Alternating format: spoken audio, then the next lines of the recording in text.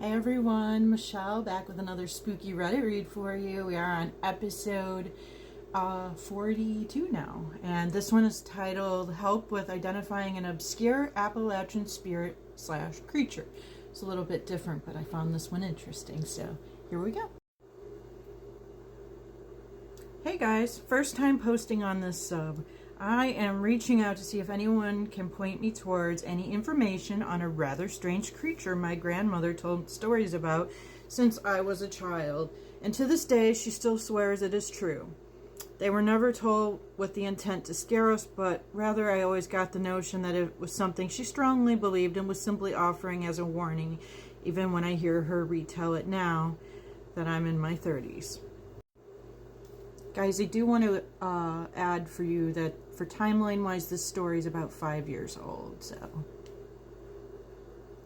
The time frame would have been around 1900 to 1915 in southwestern Virginia when all of this started and continued on up to the late 30s and early 40s after my grandmother was born. My grandmother lived with her grandparents at the time, and as is custom with the region, it was not uncommon to have several relatives at a household on any given day. Their home was all, well, back in a deep valley, or holler as we like to call them.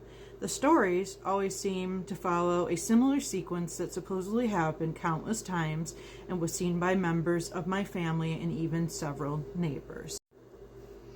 Sometimes, during the nights when the moon was full and clear, they'd all be laying asleep, all in a small home with most of the beds in a single room, only to be awakened by something stomping on the roof like it was trying to shake the rafters loose. They'd hear it scratch and stomp on the roof for several minutes before it would get very quiet, and even with the local wildlife hushing up unnaturally, after a little while they'd hear something thumping the kitchen table like it was dancing, and then the sounds of her grandmother's china cabinet slamming the wall and the contents being thrown and broken all over the floor. When they rushed to see what was happening, nothing would be amiss and the room seemed perfectly normal, every dish in place. One night, she says, her grandfather and his brother had had enough of this and sat well up into the night, shotguns in hand, with a clear moon shining to catch this thing and to unalive it.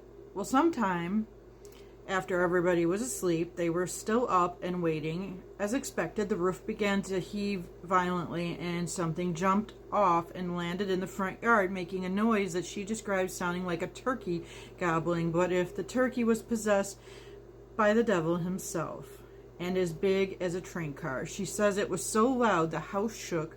Her grandfather rushed outside to confront it and could hear its footfalls just feet ahead of him as he chased it down the trail and into the woods.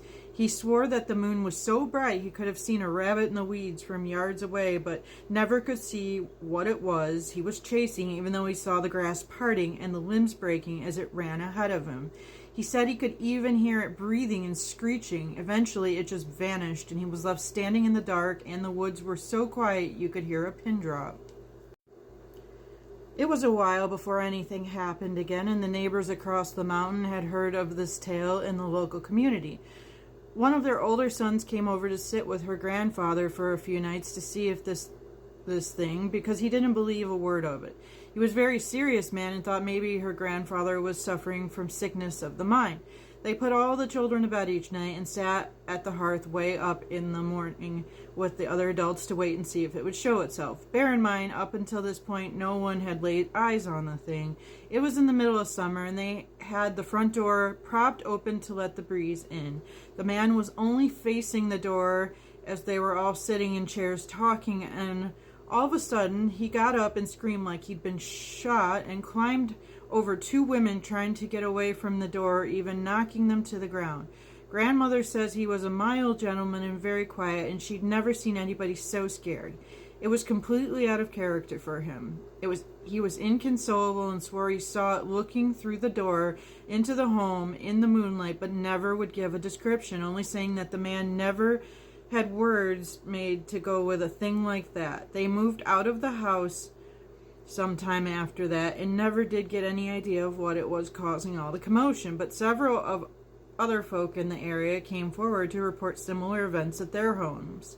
And after grandfather told his tale to the community in those days, and with people as clannish and private as the folk of this area are, it's not surprising that they'd be reluctant to share something like this with their neighbors for fear of being ridiculed at best and thought to be devil worshippers or cursed at worst. Do any of you have information pertaining to legends or stories from the region of similar occurrences? I've researched quite a bit online and can't seem to find anything that matches this description. I would love to know if there's anyone in the Appalachians that have seen or heard about something like this. It's such a strange story. I know my grandmother is telling the truth when she tells the story. You can see the fear and hear it in her voice. Any help would be appreciated, and thanks for reading. Alright guys, what do we think? So, one, I feel like these are probably valid experiences. These people really have nothing to gain with telling these stories because they know they would possibly frighten younger family members coming up in these areas. So I feel like they would only be telling them to warn them of what's out there, even if they don't fully understand what's out there.